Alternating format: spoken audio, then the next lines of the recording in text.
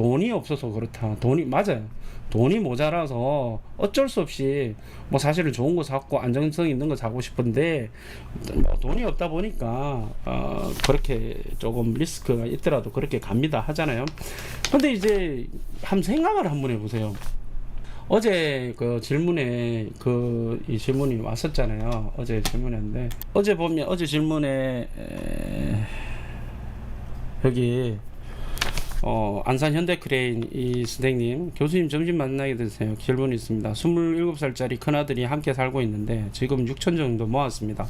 평소 제가 뭐 해서 해줬더니 시간이 날 때마다 방송 듣고 아파트에 대해서 이야기를 해줬더니 요즘 관심이 생기는지 특례보금자리 대출 알아보고 하네요. 시드머니가 너무 작고 제가 보태줄 형편은 안 되고 하여 생각이 깊어집니다. 조금 더 시드머니를 모으자고 할지 본인이 마음이 생겼을 때 무리를 해서라도 저질러야 될지 고민입니다. 자, 급여는 세후 430이고 저축을 한 달에 250만원입니다. 청약 통장도 있고 여체입니다. 자, 이런 경우 보니까 이게 제가 이 질문을 보고 있잖아요. 즉답을 못했어요. 즉답을 못하고 한참을 고민을 했어요. 정말 한참을 고민을 했거든요. 한참을 고민했는데 하라 할 수도 있어요. 근데 공부가 아직은 덜 돼 있고 머니도 조금 모자라고 뭐 이런 상황이 벌어지니까 조금 시드를 조금 더 가져야 그나마 조금 안정된 걸 사실 살 수가 있는 사실 부분이거든요. 그런 부분과 한계. 그리고 이제 처음 투자를 하는데 성공해도 문제고 실패해도 문제입니다.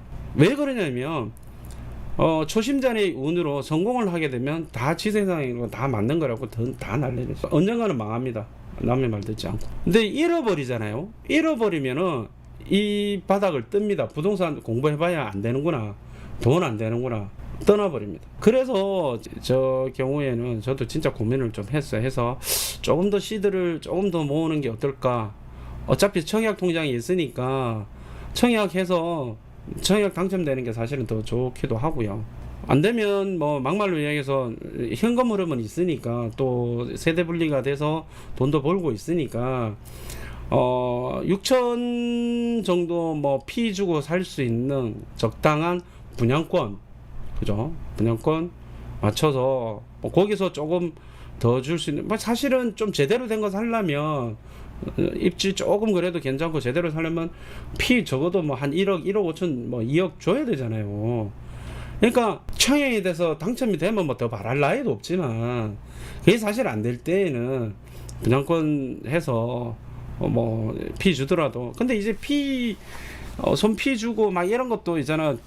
평생 어찌됐든 본인이 6천만 원 평생 받았는데 그걸 갖다가 당첨됐다라는 이유만으로 그걸로 홀라당 넣어주기가 쉬운 게 아니거든요. 정말 쉬운 게 아니거든요.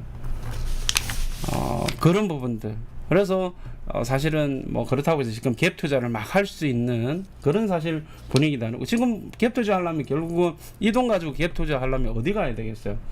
제대로 된 집을 못 사는 거예요. 제대로 된 서울에서 제대로, 결국은 이제 지방으로 가야 되는데 지방에는 보는 눈이 없을 거 아니에요.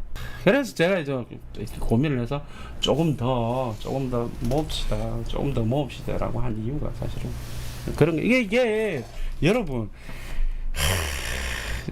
고민이 많. 저기 누구야, 그 김지수 씨 지금 보고 있는지 모르겠다. 그러니까 이제 알아. 본인 상대방의 상황이 어떤 상황인지 질문 몇 번만 딱 보면 내가 알거든. 그러면 이제 이 사람이 원하는 게 뭔지를 아는데 이 사람이 원하는 대답을 참 못 해주는 게 얼마나 힘들겠어요. 그뿐만 아니라 다 지금 여러분들도 다 마찬가지입니다. 오래 계신 분들이야 저 스타일 다 아니까 뭐 질문 자체를 그냥 아예 딱 막 심플하게 사실 하는 부분도 사실은 있고, 이 부분들이 사실은 쉽지 않은 거예요. 쉽지 않은 거예요.